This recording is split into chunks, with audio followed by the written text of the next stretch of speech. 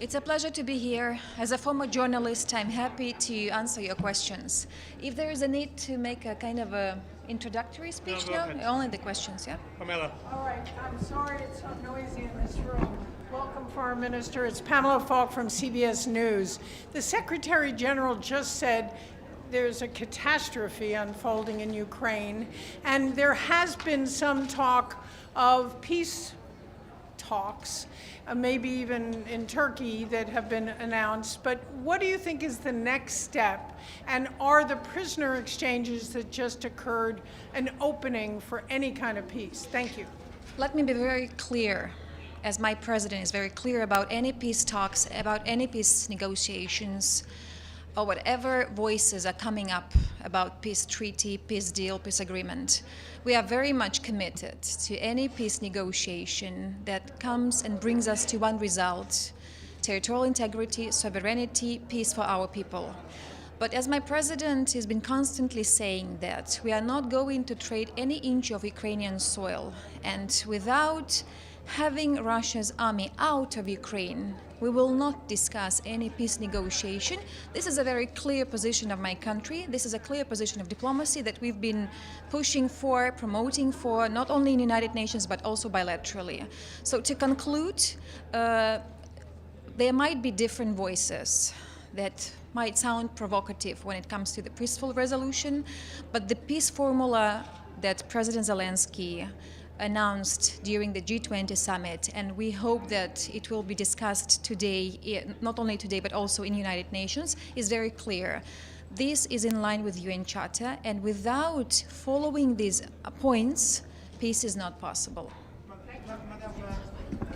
Madam Deputy Foreign Minister, thank you so much. Majid Ghali, Ruda Media Network. Just on the same topic, I have two questions. The first one is, other than Turkey, is there any other third party that's helping facilitate talks between Ukraine and Russia? And the second one is, are all your NATO allies, Western allies, are 100%, are all of them behind the peace formula that President Zelensky presented at the UN and before in other remarks? Thank you. Teşekkür ediyorum. So I can hardly imagine myself any country that would be arguing with the peace formula, that would not support the peace formula, because it's in line with international law as such, with the UN Charter as such. So the peace formula is the basis of our vision, but it doesn't mean that we are ready to sign up to any agreement on the cost of Ukrainian interest. So it's only a start of negotiation. It's a discussion. There is a very normal procedure among states, member states, and we believe it should be a basis for the discussion. The other one is, my president and our leadership is also clear, saying that we are open for any good offices that countries may suggest when it comes to the mediation, when it comes to the release of the political prisoners, release of the prisoners of war, or bringing back forcibly deported Ukrainian children, and these are thousands of the children. So it's something that my country is opened up for if any third country is ready to suggest the good officers. Turkey is very important in terms of negotiation, in terms of open door that is there. So of course we appreciate efforts of President Erdogan, of the Turkey leadership in this issue, but it doesn't mean that others cannot do so. And then the other question is about NATO allies, if there is a unity, right? If I got your question correctly. So I think that when it comes to the peace formula, again, just reiterate myself, every single country supports peace formula because it's in line with the logic of international law, with the logic of the very essence of the international interaction. So I don't see any doubts or any skepticism that comes from the NATO countries when it comes to the essence of this plan.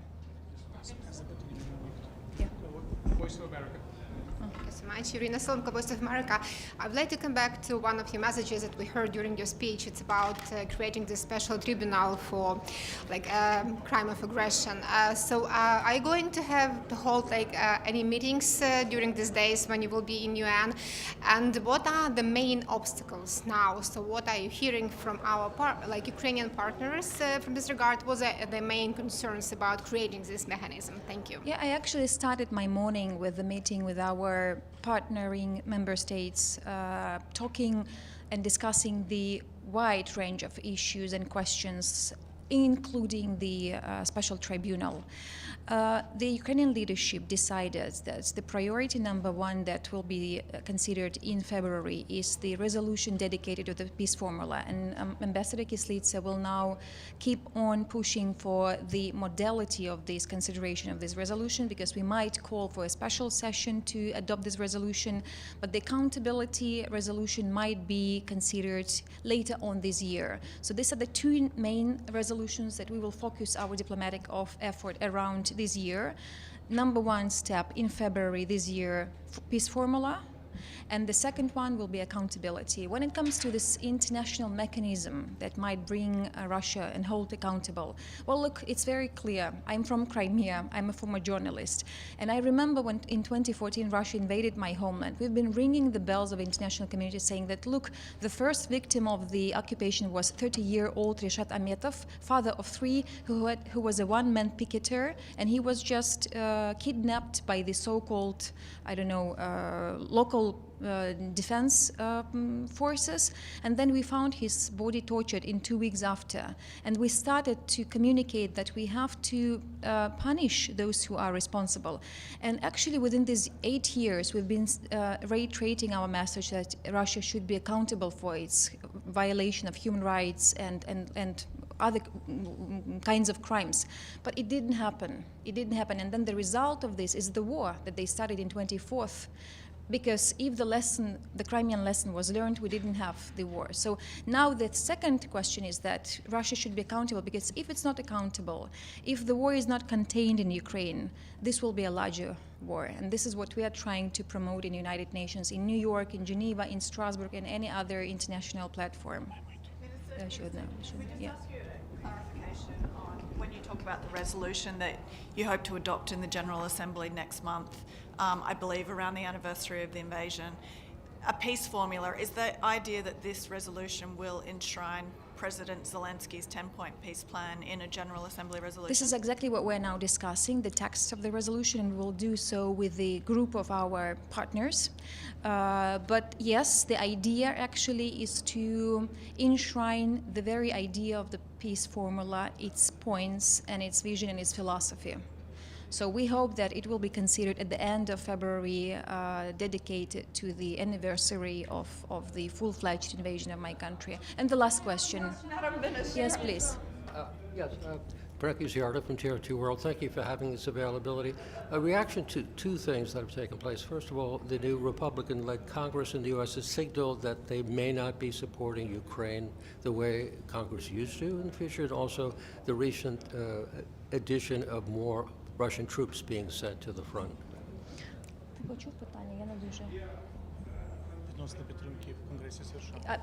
I'm not sure if because I couldn't hear the question well, but if it goes to the support of the United States, look, we are proud to have both parties' support. Indeed, even though there might be a domestic rhetoric when it comes to the military assistance, to whatever assistance comes from the United States, but we are proud to have both parties let's say, understanding that support of Ukraine means not only support of the country itself, but of the principles that United States have been fighting for decades.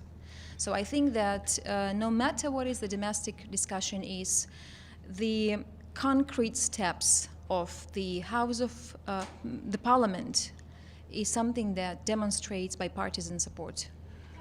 No, I'm sorry. We will just have one question from Esther, because we already had the last question, but I can't really now give opportunity to Esther. Esther, thank you so much, Madam Minister.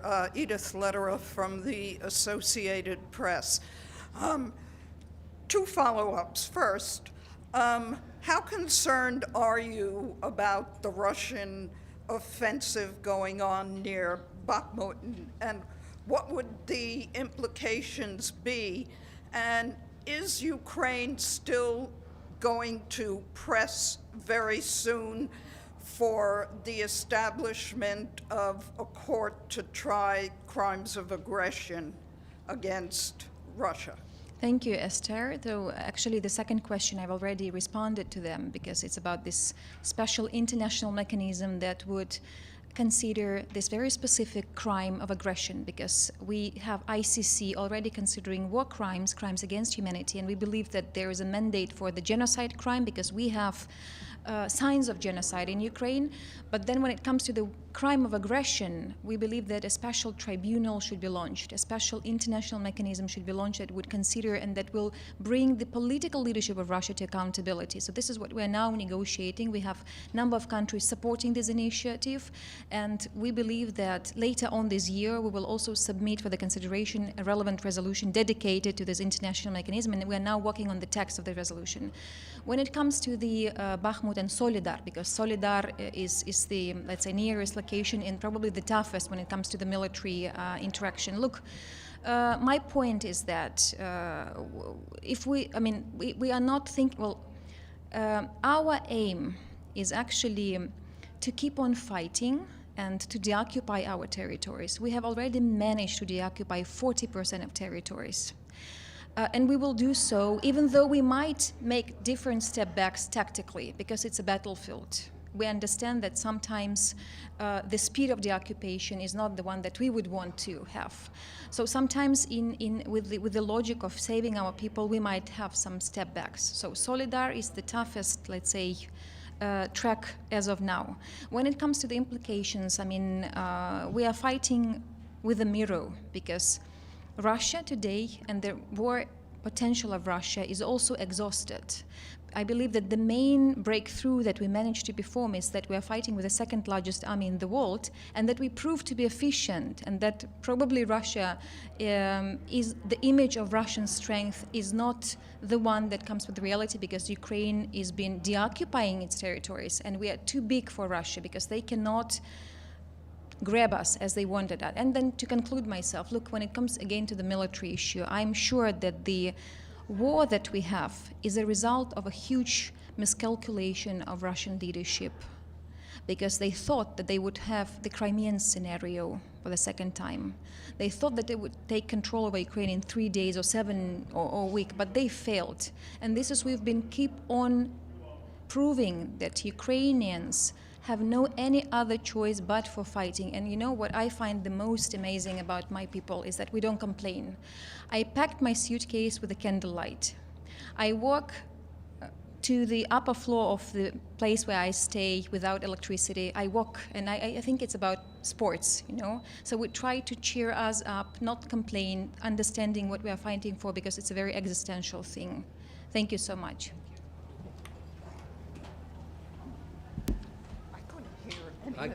No, you're absolutely right.